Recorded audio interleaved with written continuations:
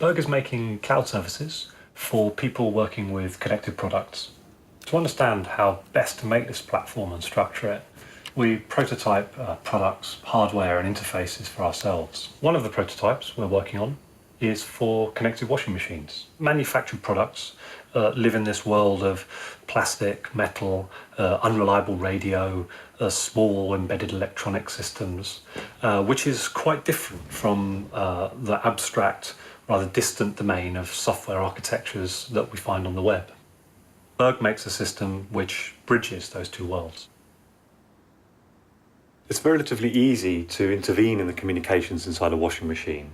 They tend to have an interface board at the front, which controls the buttons and dials, and this main sensor control board at the back, which deals with the valves and the motor and such.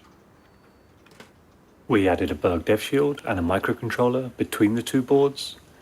This means that we can listen to what they're saying and speak back to both of them. The machine is now connected to the web. I can still physically use this machine, just as I always could. But you can see here that as I do that, that also updates this representation on the web, which I'm looking at with my mobile. This would, of course, work wherever I am. And the reverse is also true, that I can now affect the machine from my phone. The activities around washing are actually quite complicated. The clothes themselves have a system of Baroque symbols communicating how they need to be treated, and that's reflected by a different set of complicated icons and symbols on the surface of a machine. Washing needs water, power, as well as detergents and softeners and conditioners of all kinds.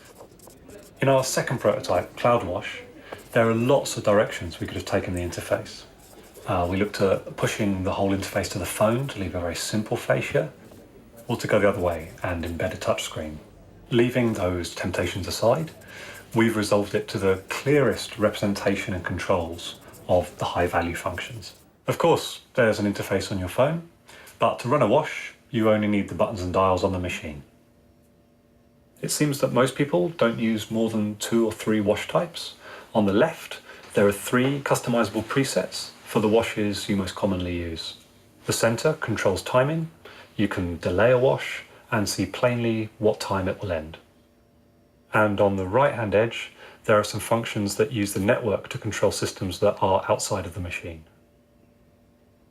Looking at the machine in use, setting the end time means I can be sure that when the wash finishes, I'm there to take the clothes out and ensuring that they're fresh. And this wash has been set to notify me, so that if I'm down at the back of the garden or upstairs, I get an alert just before the machine is finished. Of course, I could be out, my plans may have changed, so the notification gives me the opportunity to delay that final cycle until I'm ready to take the washing out when I get home. Noise can be an issue during the spin cycle, and for, say, small apartments or households with sleeping babies, we've included a do not disturb function, a sort of curfew for the machine, so that even if a wash is set late in the day and it reaches its spin cycle during this time, it won't resolve that cycle, it won't do the spin until a preset time, say the next morning when people are up. In shared apartments or where there are communal laundries, say student accommodation, there's a need for a system to deal with multiple users. The app has some simple calendaring functionality where people can book up time in advance and arrange future usage.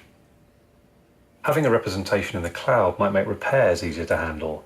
The machine can remain connected to manufacturers and retailers and the associated warranties. If there's an emergency or something fails, the app can list locally approved plumbers and service firms. There's clearly a future in which a lot of connected devices are sending notifications to your phone. If you want the machine to be less chatty, there's a button on the front to turn that off. It's actually at the machine when you're loading a wash that you come to see you need to reorder a conditioner or you're getting low on detergent. So there are 2 buttons here on the right-hand edge, which are shortcuts to online purchasing. The top button for conditioner is set up to make an order directly from Amazon, where the bill payer is asked to confirm the purchase and my goods are shipped to me directly. And the second button is set up just to add detergent as a note in my shopping list. Just looking at the control panel for these 2 machines, they're mechanically the same, But in the connected device, the UI is just much clearer. It's saying a lot less, but actually the machine does more. We've shown that with a relatively small intervention, we can bring existing machines into the networked world. We've also shown that this change requires a rethinking of the machine itself and the software and services that are built to support it. We're interacting with objects and appliances all the time, and those objects and appliances tend to be quite dumb. With their software trapped in tiny embedded electronics, we can make the interactions with these objects richer. We can make their meaning and their value to our lives richer. And we can start to see that they're going to change quite radically as they enjoy the sorts of power we find in connected software. And not just the products we already have, but like entirely new classes of devices.